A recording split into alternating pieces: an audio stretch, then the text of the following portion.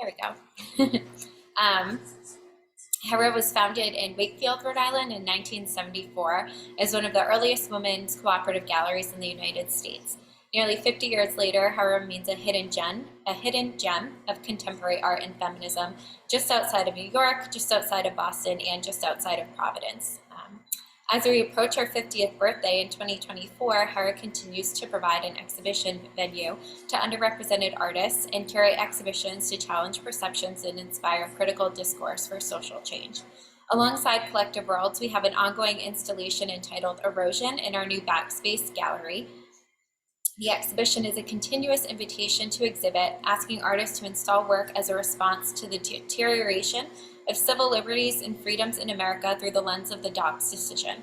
The installation asks, what does the loss of reproductive sovereignty mean specifically and or in the larger context of civil liberties, and how have you expressed your art, your emotions through your art? Any and all artists are invited to bring or send their 8.5 by 14 works or smaller to Hera Gallery before December 17th.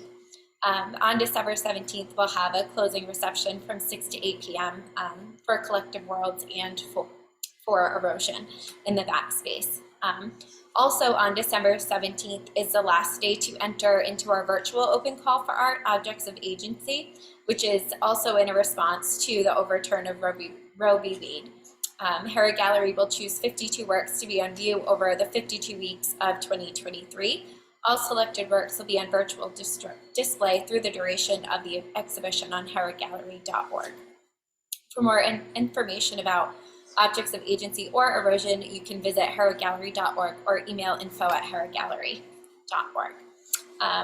And lastly, I'd like to thank our juror, Meghan COnsidine, again for sorting through all of these entries, carefully selecting these few out of the hundreds of entries we received. And it's truly an eclectic and harmonious exhibition. I'd like to now pass the torch over to Meghan to introduce the talk with her juror statement. She's here. Thank you so much, Sonia, and thanks to all of you. I can't wait to see the show in just a couple of weeks. It was a real honor to jury Hera Gallery's Collective Worlds exhibition and to witness how contemporary artists are engaging themes of communion, collectivity, and imagination, such urgent ideas for our moment of national and planetary crisis. In Nomi Stone's poem on world making, she begins quoting Judith Butler, "To love is to tell the story of the world. There was an ocean with a boat, mountains, a meadow, too painful to stare at directly. Haven't I been here before? Yes, no, not quite here. It is not as if the philosopher writes, an I exists independently over here and then simply loses a you over there. As in the poem, the artists in this exhibition latch onto indelible images to imagine relationships at the interpersonal and interspecies level. For these artists, for you artists, I saw love operating as an analytic to illustrate interconnections between the self and others. Some of you critiqued greed and nationalisms that tear people apart, while others use material like sand or nests that demonstrate intimate relationships beyond mere exploitation between humans and the earth. Some offered us scenes of fragile precarity, while others demonstrated the strength and resilience to be found in community. Together, the artists and Collective Worlds demonstrate that whatever our path may be, we cannot go at it alone. Thank you to all of the submitters. It was such a pleasure to spend time with this excellent work. As Sonia said, there were over 650 submissions and the choices were incredibly difficult. I'm going to be on site at the gallery on closing day, December 17th, and I would love to meet any of you who are local in person. I'm going to put my email in the chat in case you would like to connect further. Congratulations again and happy holidays. Thank you so much, Meghan. Can't wait for the closing on the 17th. It should be a really great evening. So now I'm going to go through each artist alphabetically. As I reach you, I'll announce you and you can give your quick presentation, and we'll move through everyone individually, and we'll save all questions till the end. At the end, we'll have a Q&A session between everyone. All right, let's get started. So first we have John Falter, and John, I don't believe you're with us tonight. So this piece, MAGA Ghost Flag, flag sewn from strips of canvas with the emphasis on the different color threads used to bind the flag as a metaphor representing what holds America together, or the different ethnic citizens. And we also have a second piece by John Falter, Bone Saw Sequential Sample, which is an antique bone saw with the Arabic word lies burned into the blade, presented behind a clear 7x16 plexiglass sheet with the English word lies etched in grid form across its surface. And next we have Jenna Alderizo with her video Body Keeps the Score. So I'll play a quick clip of this.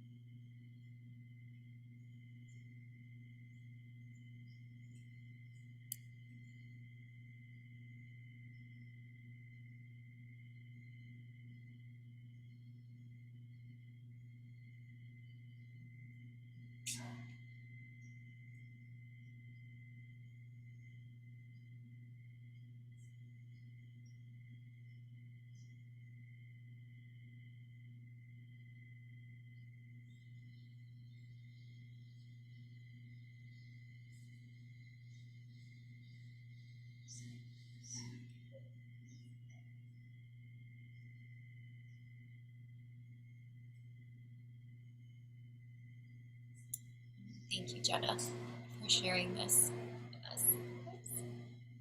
There we go. And next we have Catherine Armistead. Catherine also has two pieces and a presentation for us tonight. Awesome. Thanks so much, Sonja. Do you mind so I'll just share my screen? I can share this one here. Okay, cool. Yeah, so hi, I'm Catherine. I also go by Kat. And this piece is called Terra Firma. It's a process of creating steel wire sculptures that I learned from Ellen Weisky at Haystack Mountain School. And she's amazing. You should check out her work. But I was really happy with this piece because it was the first time I've made as big a sculptural form as this. And it was sort of mimicking aerial views of different landscapes and the impact of some of, like the rust in the paper. The handmade paper is meant to be sort of like the impact of human structures and the wire merging with natural, but it also is just kind of a meditative piece for me, going around and around and around and letting it take as long as it needed to. So this is about I think 3 feet wide by 3 feet tall, and it sticks out from the wall a little bit, and y'all lit it so well. Thank you so much. I thought it looked really great in the gallery. So, and those are recycled beads on the surface of the paper as well. Great. Here's your second piece. Yeah, so I work across large scale like that sculpture and very small scale. I do a lot of jewelry and metal smithing. So this bowl is hand formed. So started out as a flat copper sheet, and then through a process of annealing and hammering and annealing and hammering, I formed it into the bowl. And I love enamel, which is what's on the interior. It's a process of fusing powdered glass to metal. So that's a green enamel, and then there's mica fragments embedded in the bowl with some graphite. So this is kind of, I was happy these two pieces were chosen together because I think they both incorporate mica, which is one of my favorite materials to work with, but they also show an idea that I'm really excited about and always trying to think about with my practice, which is intimate immensity. How can you make something that feels like you can step inside of it, even if it's very small, but also has those kind of smaller, intimate details when it's on a larger scale. Thank you so much. Thank you so much, Catherine. And next we have Gregory Barr, who is also not with us tonight, with his piece Rootscape Red and Blue, serigraph on paper. And next we have Dustin Brinkman with his series of 5 pieces. Dustin, I have a few slides of your work, 2 slides, so you can just let me know which one you'd like me to put up. The either's fine with me. Okay. The collective I think is great. Yeah. Yeah, so my name is Dustin Brinkman, located in Columbus. Can you tell me about this one over here? So yeah, a lot of the work that I've been making over the past, like this larger body over about a year and a half now, is just dealing a lot with kind of blurring the boundaries and kind of lines between interior and exterior spaces. And just trying to put basically the entirety of the rural Midwest under a microscope, to better understand the relationships between these like human and non-human actants that kind of share these different spaces. And those human actants oftentimes are myself, in attempt to better understand my own relationship to these things, but also figures like my twin brother, who's in this piece on the, which would be like the left side of the screen, and like farmers and my family, different, stewards of the land. And then the non-human actants in a lot of this work are things like crops and dirt and soil and the moon and houses, and just various animals as well. And I kind of try and build these relationships and kind of recreate and reimagine these narratives between these different lively bodies, in an attempt to better understand not only my own relationship to these spaces, but how these different sort of participants in these spaces, especially the non-human ones, can become a bit more activated in those. I truly believe that these material bodies have a lot more to say that we don't oftentimes listen to. And so by sort of practicing this exercise of like active listening to the landscapes and trying to really put them under a microscope and look at how we treat them and how they respond to the ways that we treat them, I think it just creates a stronger dialogue between just how we share this space. I think more specifically and more recently too, I've been really focusing a lot on this idea of home and what a home can be.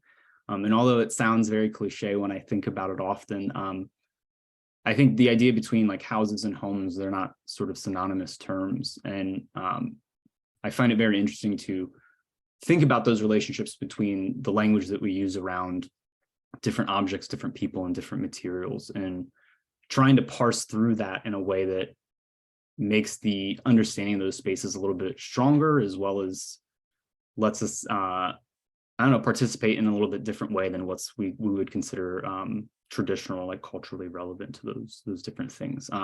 For growing up in the Midwest my entire life, doing my undergrad, my grad school, and teaching in the Midwest, I've grown up around these materials and these different sort of cultural icons. And so, yeah, I guess in summation, trying to just reimagine and reinterpret and allow those materials to be just as important in these narratives as the figures often are. Thank you.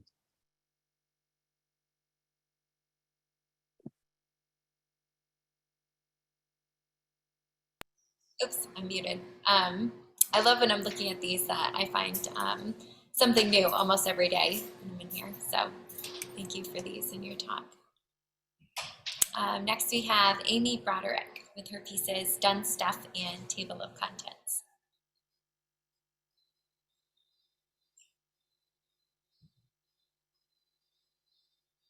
Amy, are you with us? I think I saw you join.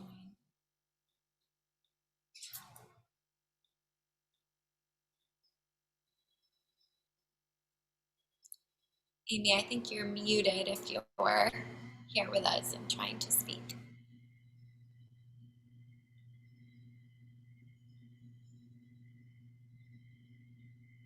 We can always come back. Amy, we can come back if you're ready in a minute. Next we have Cassie Chalfant. She has 2 pieces with us. Her first is Together Sequential Sample. Hi, my name is Cassandra Chalfont. It's great to be here. Thank you so much, Sonia. So this piece, and in addition, the other piece that I have in the show, and my work at large deals with the way that we interact with images, whether that's in our everyday life, historically, through memory, in all the various facets that we explore image, I kind of try to think about in my work. So within this piece here, I have it's an 8.5 by 11 painting of slides on a light box. These are all found slides found at a local secondhand store in Philadelphia, where I lived before coming to Colorado, where I live now. And I had and through my practice, I acquire a lot of found images from various time periods. And in this work, I have laid out the slides on a light box. They're all from different people, different times. Some are black and white. You'll see in the center right, there's a very small black and white image. It looks like it's from the early 1900s. It's these very young boys in suits in an alleyway. So these are from all different places in the world. There's some from a Japanese garden. And what I was doing when I made this work was looking at the ways in which we can take our separate experiences, or even separate experiences from people. I don't know any of the people that took these slides, took these images, where they came from, what they were used for, but really putting them all together and creating some sort of strange narrative of, is this someone's world that, you've walked into and these are all of their personal memories, or is this just a way to connect us all to each other? And in addition to just the way in which that we interact with images and how important they are to us, I within my work, I think about the way that image has changed so much over the course of all of human history. So slides were a way of using images through education and other realms early on. The other work that I have in the show is some Polaroids that I have laid out on a carpet.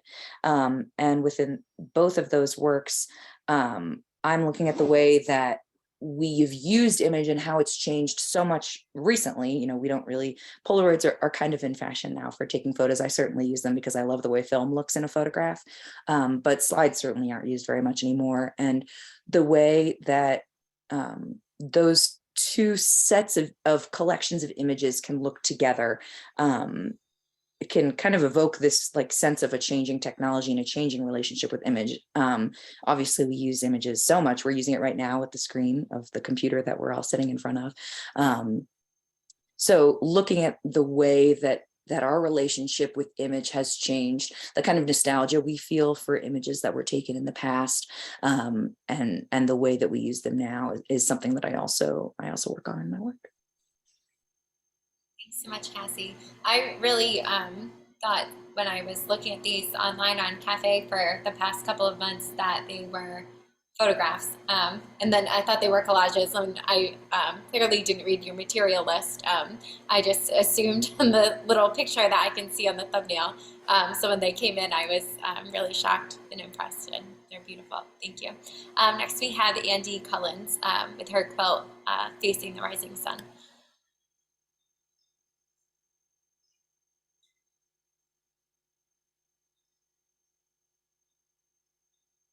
Andy, are you here? Would you like to share some words? Oh, you're muted. Hold on 1 second. I can unmute you.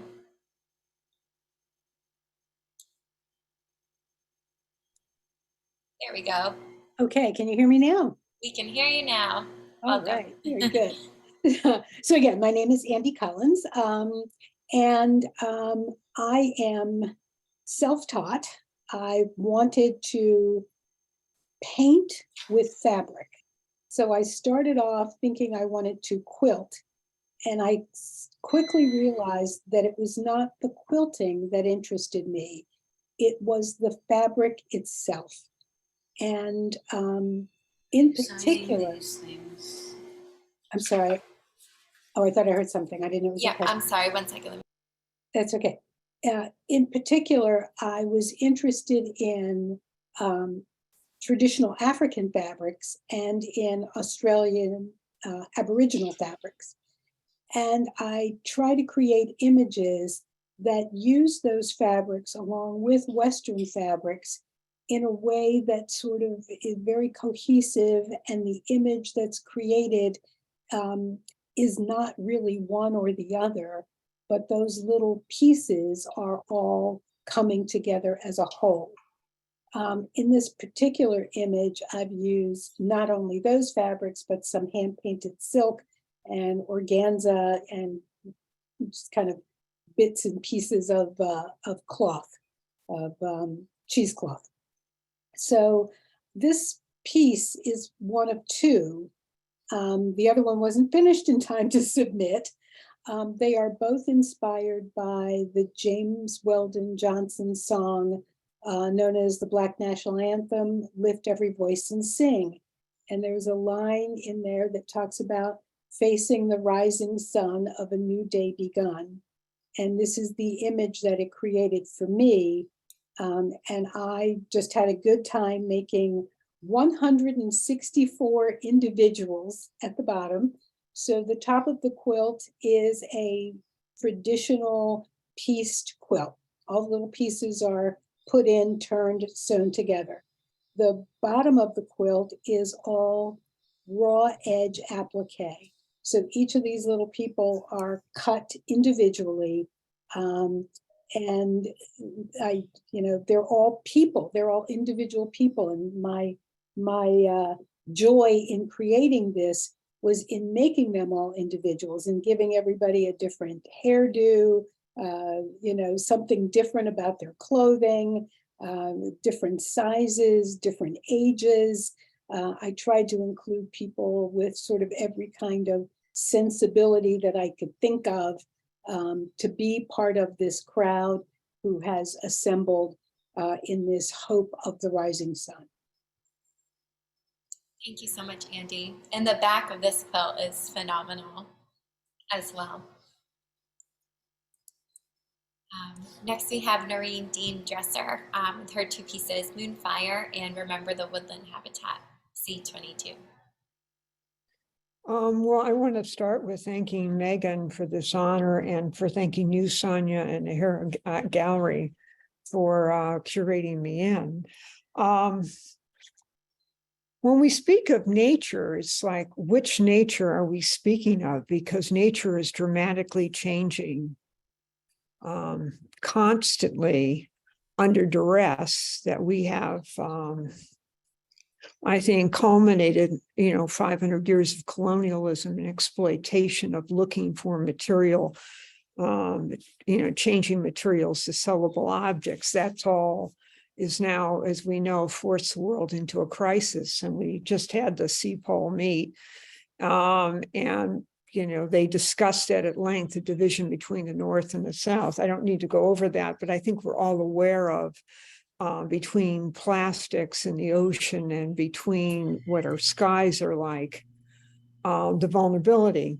So I wanted, as an artist, you have to ask the question, how do you frame that beyond science? Because as human beings, 90% of our decisions are driven by emotion. And so I wanted to make that available to people. And my absent wing collaborators in this piece have done just a beautiful job. This nest that was made by robins, and as you can see, it's it's a leaf now that it's now past its usage. And shamrocks make up part of the material.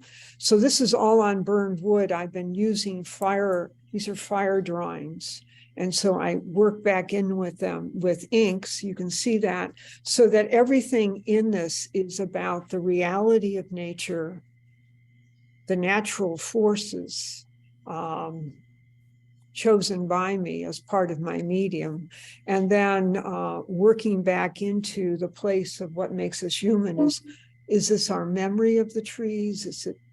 I'm hoping around the robin that you can feel the force of the tree and the memory of the tree, but also have that transient.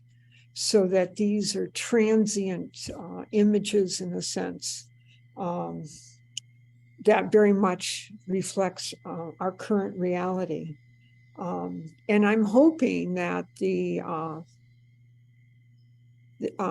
highly technical and engineering skills of my collaborators will allow us to think beyond ourselves and to be able to form a binding relationship so that we can change that relationship to the things that share this planet with us.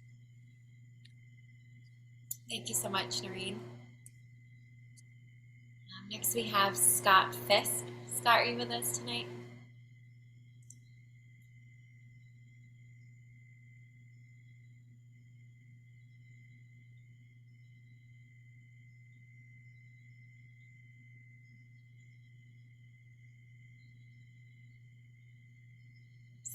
This is Scott Fisk's book, artist book, Hyper Focus, which I believe is, these are pieces from Tesla's notebook or sketchbook,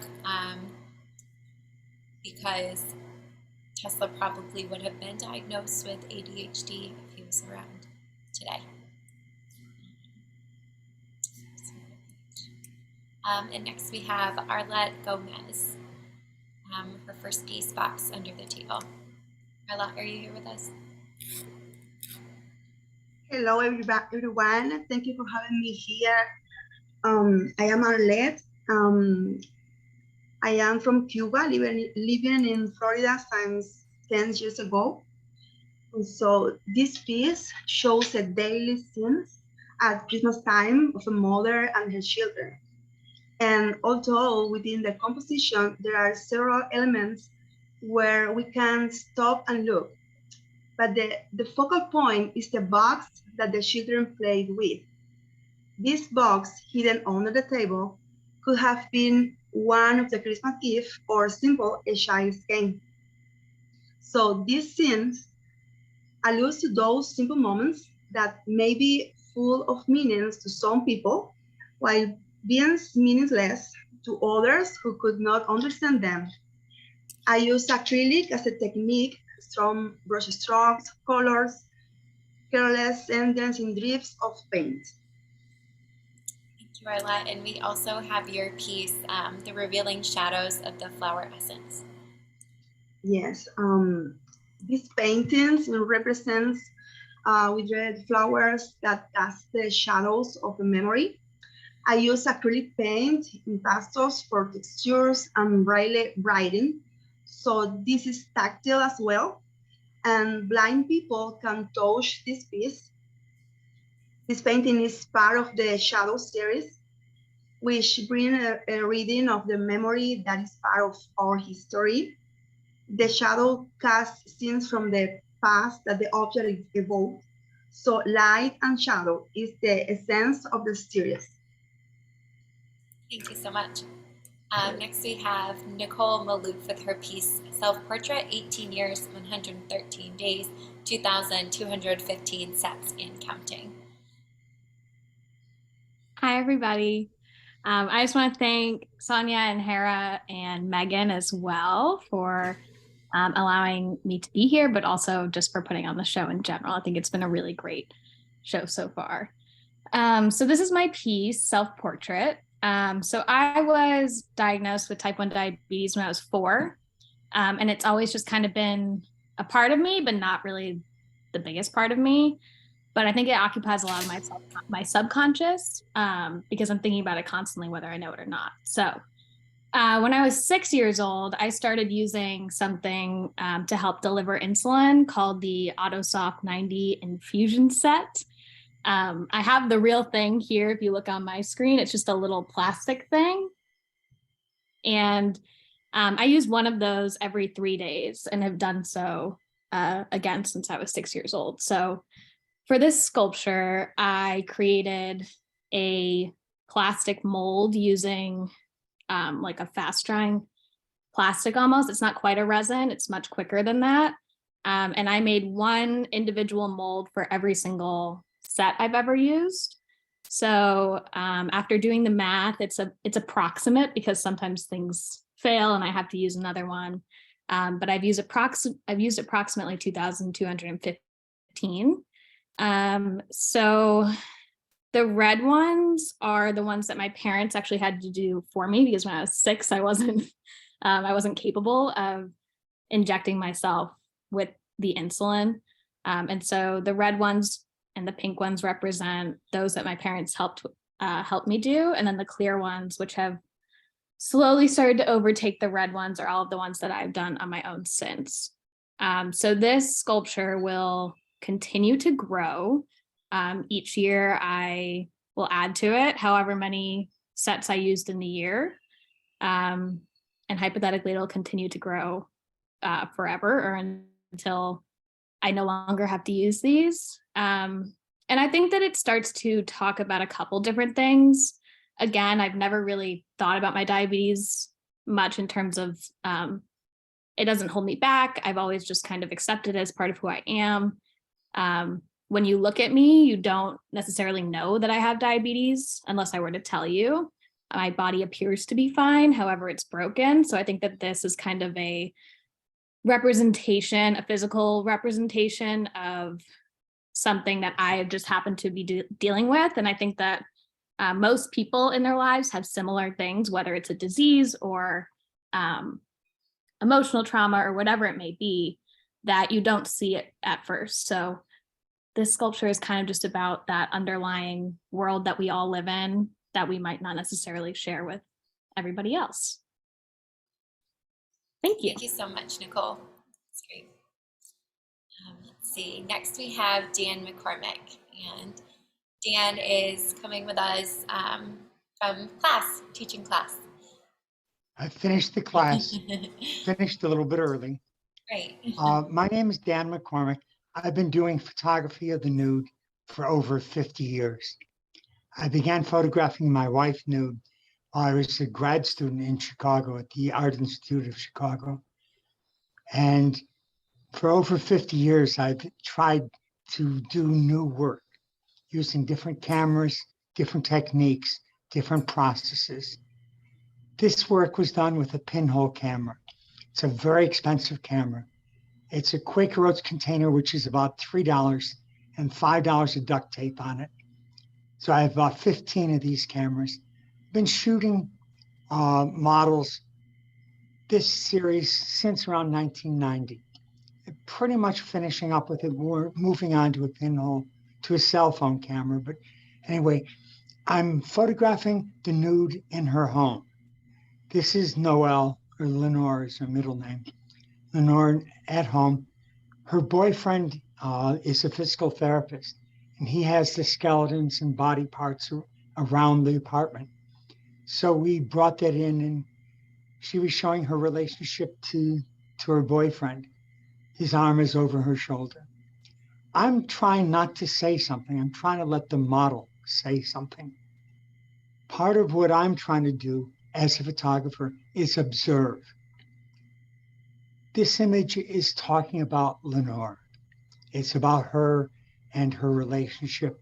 And that's really the content of most of my work. I'm in a local show in Kingston, New York, work that I did 54 years ago, part of pre-thesis photography. And I'm just delighted that I have some images, 3 images in a show that old, because it says something. I want to try and say something. I'm not trying to make a pretty picture. I'm trying to make a picture that talks about something. And this is about Lenore and what's going on in her life. I don't have much to say. I'm not a talker. I'm a picture maker. Thank you so much, Dan. Thank you. That's great. I'm you. Next we have Cheryl Manzone. Cheryl, are you with us tonight? So Cheryl is a local Rhode Islander, and it's always great when we have these national shows and have someone local join us. So Cheryl's work is a tribute piece honoring the Ukrainian citizens' forced movement toward the unknown, either leaving their homeland or defending it. Let peace fly. This beautiful woven piece. Next we have Susan Nawagrodsky. These 6 handmade tiles were meant to be viewed together. The image is of wolves running through a forest in wintertime. The ash from the wood fire forms the whitish areas that look like snow. As the fire in the kiln passed over the horizontal tiles, it created an impression of wind in the trees. And next we have Hillel O'Leary, another Rhode Island native with his piece Fragile. Hey everybody, I'm Hillel. Thank you to Sonia and Megan for including me in the show. Really happy to be showing with everybody and happy that everybody is here. Just quickly, this is essentially a kind of meditation on masculinity and identity. When I was a teenager, I sort of created this facade of like a 90s high school bully because I was a queer Jew who was trying to like look tough to be safe. And I've been thinking a lot about the sort of fragility of masculinity and whiteness and the way that those sort of privileges are held up and propped up by existing structures. And so this is kind of a reckoning with my own previous self in porcelain and steel that are fired together. So there is a very tenuous relationship between the two of them. There is structure, there's fragility, and there's sort of the potential for something to crumble and disappear. Thank you so much.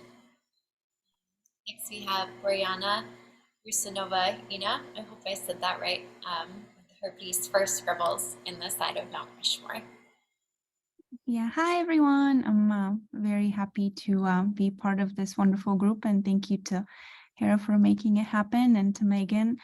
Yeah, so this work, it's nice to actually see all 3 paintings, so I'm excited that you didn't choose one, but the whole series. They have come out of some ruminations on like language and raising bilingual children. I am not an American citizen, but my kids are. And so when they first started to like draw/write, that reminded me a lot of the way I learned English in post-communist Bulgaria, which was through these like word patterns. And they would make us like repeat the words over and over again. And that was a method for like memorizing language. And so I became very fascinated with this idea of their identity, like in flux, my children's, as they were trying to sort of figure out the world through these like quick marks and trying to like write words and the relationship between like writing and drawing. And then I started to copy them in these paintings very meticulously, their marks. And I was thinking about the identity influx next to something like Mount Rushmore, which is such a powerful symbol of national capital, and thinking about the 2 things together, like one that is a transient identity and trying to like figure itself out, and one that is like a symbol of power. And I wanted to sort of have the 2 together and talk a little bit or think a little bit about how we transition from being an identity in flux to being sort of set in a place or a land or a nation. And that's what that series was about. It's part of a larger project, which involves a lot of copying of scribbles, and it's called You Speak English Too Well. So it really comments on like language as a form of national capital. Thank you so much. I had a close-up picture. Sorry, I didn't know. Next we have Tom Speaker with his piece Let's Go Outside. Tom, I'll play a little clip of this. Is there a certain part you would prefer? It definitely gets more exciting, I'd say about 48 seconds in or so. Okay, sure. We can start there.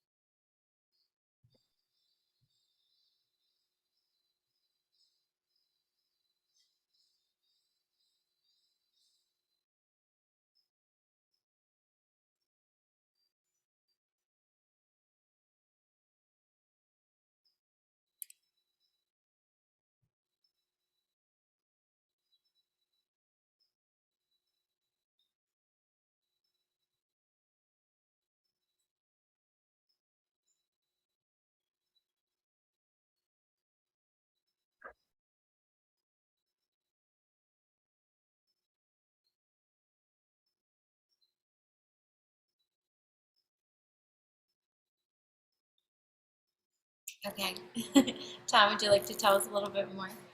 Yeah, well, first, just wanted to say this is the first time I'm seeing a lot of the artworks from this exhibition, and because I haven't been able to make it out to her yet, and I'm like really blown away and humbled by a lot of the work that I'm seeing. So just congrats to everyone. So about the video that I made, it's actually a music video in case you couldn't hear any of the music. But so I make a birthday video every year for my partner, and I started making this one in 2021, right when it started to become safer for all of us to go outside. And I was kind of thinking about the world outside our tiny New York City apartment and what that looks like from in our apartment, places that had seemed mundane before became kind of magical seeming. Like, I'm from Dayton, Ohio originally, and I gotta say, it's probably the first time in my life that I was just craving to get back to Dayton. So I was starting to think about what in culture could capture the magic of like wanting to go out and wanting to visit a place. And the first thing that came to mind was the vintage postcards that became popular in the 1930s when the automobile became cheaper and more Americans started traveling. And they have all these postcards have all these crazy vectors and colors that make places like Dayton seem like the most exciting place in the world. And I thought that there was something kind of true about that. I mean, we might make fun of the idea of certain places being good spots to visit for travel, but you know, I think that they actually can be exciting. There's lots of beautiful people there and beautiful things to see, and that's accentuated really when you're trapped inside for so long. So I kind of wanted to update those postcards in a way for the modern era. And so I started doing a lot of research. I probably looked at every vintage postcard that was ever made. And every time I saw one that really inspired me, I had like a vision of it as an animation. And I took those and I didn't Photoshop them. I just kind of recreated them in Illustrator. And then I went to After Effects and then made them into animations. And then I had a song, and then I just kind of timed the animations to the video that I made. And that's how it happened. Great. Thanks so much, Tom. And if you get a chance, I would definitely encourage everyone to go. If you can't make it to the gallery in person, to head to heragallery.org to watch the full music video. It will definitely brighten your day. Next, we have Hayden Stern. He has two pieces. In this first painting, in repose after wrestling the angel, acrylic on paper. And his second piece, which is the first piece when you walk into Collective Worlds, inspired by the textile work of turn-of-the-century institutionalized artist Lorena Bulwer. This piece captures the pressured thoughts of madness in the deliberate format of embroidery, engaging with delusion as a way of expressing the systematic powerlessness society refuses to engage with. It says, if I was a god, and then it was a ghost. Next we have Stephanie Todd Hunter with her series, Lost Girl Trading Card Series, 50 Blocks. Hi, Sonia. Thank you. And thank you to Megan and the gallery. This is a great group of artists, and I'm totally honored to have been included with everyone. So these Lost Girl trading cards are based on a larger set I started about 10 years ago. They're works made out of plaster of Paris and found Dawn dolls. And what I do is I embed the Dawn doll in the plaster of Paris and then ink it back in with alcohol inks. And then I take a photographic portrait, head and shoulders of each image. And at that point, they kind of get their personality and I give them a name. And then I've been working on fleshing out the characters of these girls. So then at this point, they each have a name. Usually the names are from like the 70s when I was growing up. A lot of them are kids I knew or moms I knew. And then at that point, on the back, they each have like a couple of sentences that kind of describe the experience that they represent. So each of these, the original series is called Latchkey Kids, but they each represent kind of a specific time in a child's life, specifically young girls. So I feel like for women, up until a certain age, you're still a child. Like there are children, and then like around 9 to 11, you become more of the girls and the boys. There's like a separation, or at least that separation becomes more distinct. And so for young women, I feel like there's a lot of pressure on social pressure on how you look and how you approach the world and expectations. And so a lot of my work has to do with growing up in the 70s and 80s and these expectations and how women kind of, or how women in general can compartmentalize their feelings during that time. So anyways, there are 50 of these, and there are trading cards because, children like to trade and collect. So it's kind of the idea of trading, collecting these ideas. So like each one, so like this one is a dream house for Lucy. So she's always dreamed about growing up and having her perfect house. And some of them are running like runaways. And a lot of it has to do with sort of also in the late 70s and early 80s, there was a lot of divorce. So a lot of these kids spend a lot of time alone. There's a lot of abandonment and neglect. So these are all like representations of the time period. And I like the idea of the trading cards because kids like to collect one. So there's 50 in all. And I put a little wooden box frame around them because kids like to box up their toys and their treasures and keep them safe. So that's what these Lost Girl trading cards represent. Thank you. Thank you. Thank you so much, Stephanie. I have a couple questions about these, so I'll save them for the end. Okay. And we have Roger Walkup, I believe, is last, and I don't believe he is here with us today with these series of woodcut prints, Genesis chapters 1, 3, and 7. Here's some close-ups of these. And here's some pictures from the opening reception that I was not able to make, but I will be here for the closing. So if you're local, please come. So I'd love to meet you in person. So now I'd like to open our Q&A. I'm going to selfishly go first and open it with going back to Stephanie because we just talked about your pieces. Do you have a favorite playing card? Well,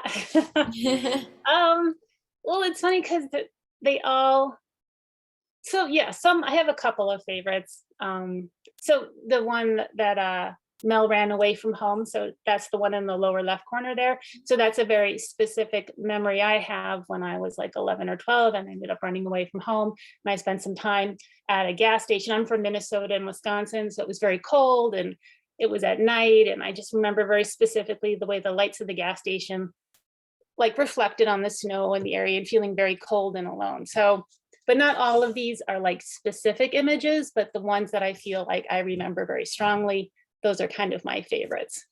But I think that's really kind of funny because I, when I was taking a close-up of this collection, I made sure this one is my favorite. I can't read her. Tara wishes she could burn everything. Yeah. I feel like that's a memory I have as a child, just being like so angry as like a little girl. And it just made me laugh when I read it. Oh, good. Yeah, and I'm curious, like, are the words on the back, they're little stories, are those meant to be secret? Do you have plans to share them with other people? Because I think the only people on this call that know that there are stories to each of these girls written behind them would be you and I, so I'm just curious about that.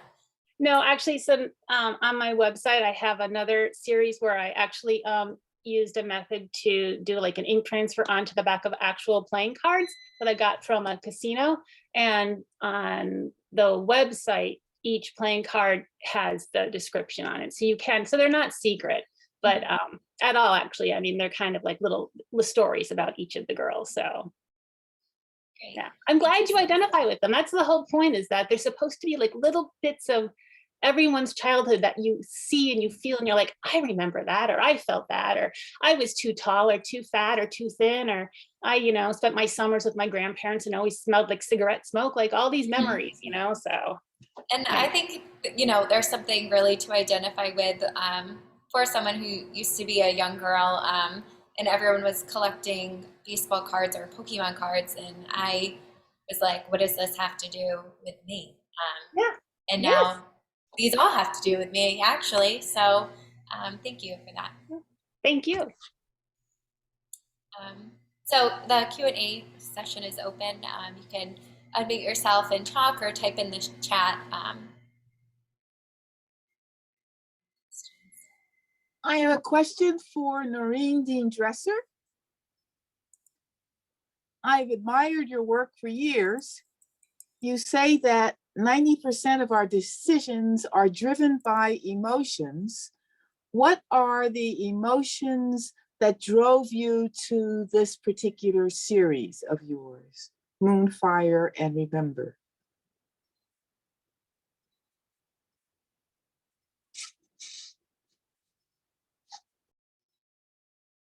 Irene, I think you are muted. Let me try and unmute you here. That's okay. I'm sorry. I just try to be good about that. I think birds are dropping from the sky and out of our consciousness. And I'm just aware of the loss. 70% of them are endangered. And I guess I've always felt it's a way into, well, it's from my heart, but I think it's a way in for the viewer to start to feel the aspects of our environmental damage.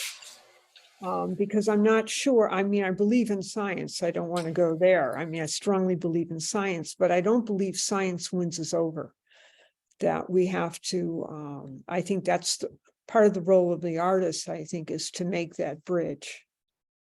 So that is my intent. Thank you for the question.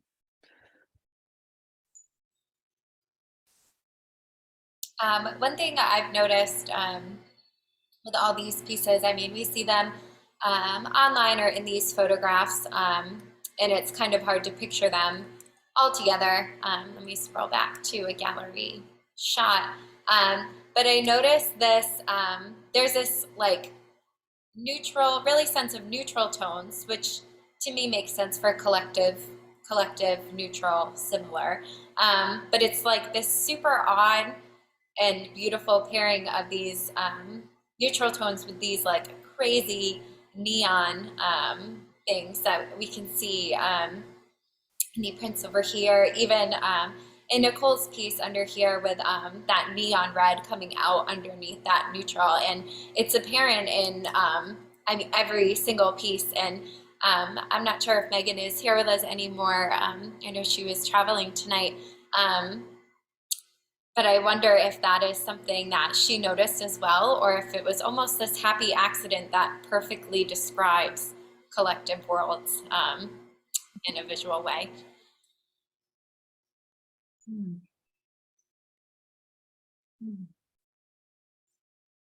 Any other questions from anyone? There's a question in the chat, Sonia. Try and get to the chat. I just asked if Tom Speaker's video originally had music in the background, or it just felt like it.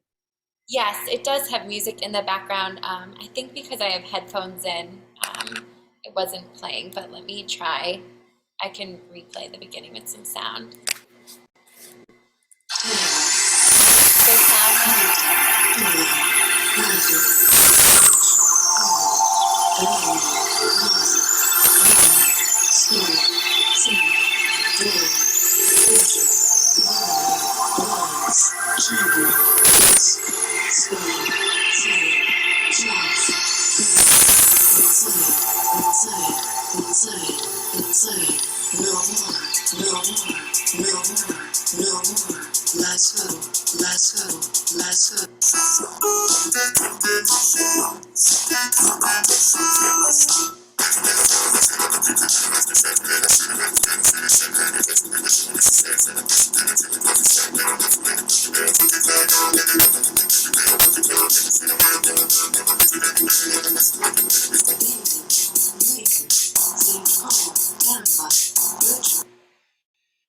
So there's some sound. I apologize for that earlier. I thought everyone could hear it. It was in my ears.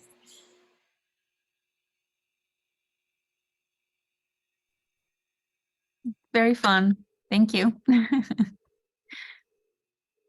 It's not letting me open the chat right now. So if you have a question, if you could unmute yourself and say it. I see there's a couple things in there, but it's not letting me open it for some reason.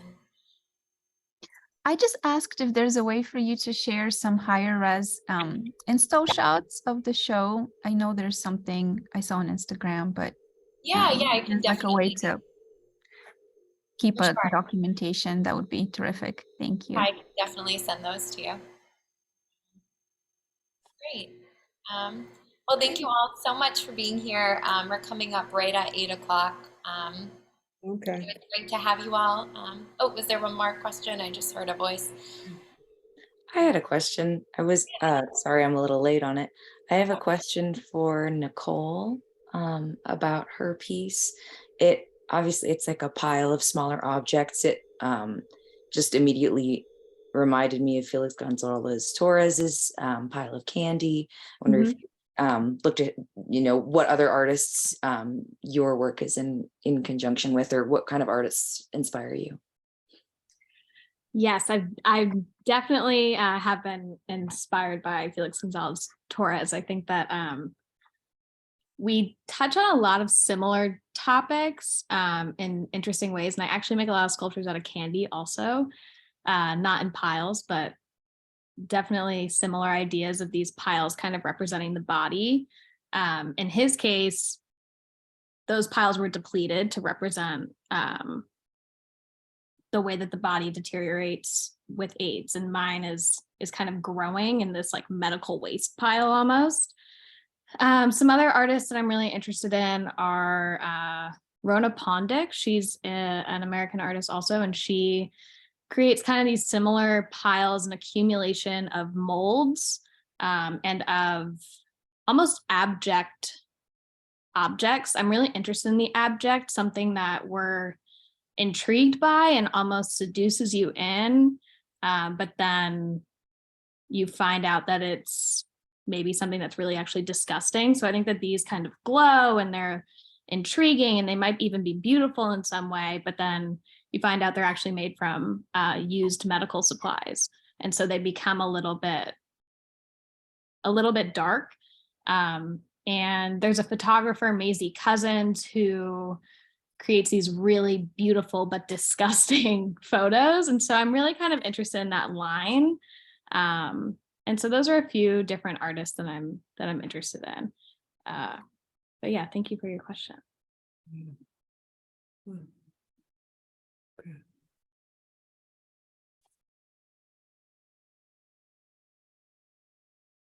And Jay, I think Sorry, you're I'm muted. Alyssa has her hand raised. Go ahead.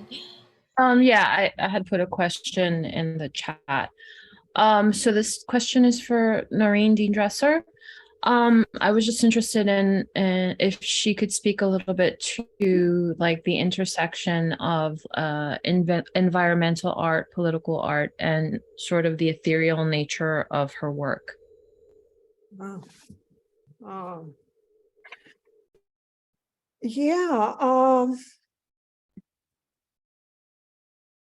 Well, the environmental aspect, I think, is just, it's self-evident in that I use, as I said, I use fire as, these are fire drawings that are literally with a blowtorch, and then other forms of fire I use to create on a wood panel, and then worked in dyes and inks and various things, so that I also am sensitive to the use of limiting a use of acrylic, but cognizant again of, what is the environmental toll of things.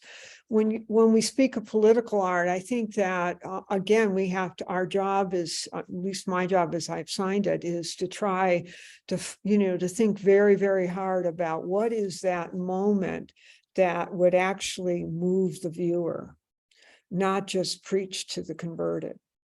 And I think most people can, when they start to look at these nests, they're just moved by them. Most of us have grown up with songs, and 70% of birds are endangered. Your children or your grandchildren may not ever hear them. that's what's, when I talk about changing nature, it's happening that rapidly. So I think it's that. And I also think that environmental is kind of the ultimate culmination of the capitalism and the imperialism of colonialism that first used people, moving them from the places of origin to places where they were bounded in labor to their death or demise. The way that we almost extinguished whales, and then we went to oil, so that our modern society's foundations are steeped in a tremendous cost of blood that may now come for us, all of us. So I think my collaborators, my wing collaborators, might be the canary in the mine shaft.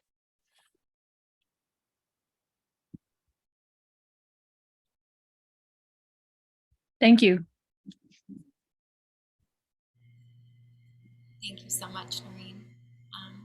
Anyone else? Final questions in our last few minutes?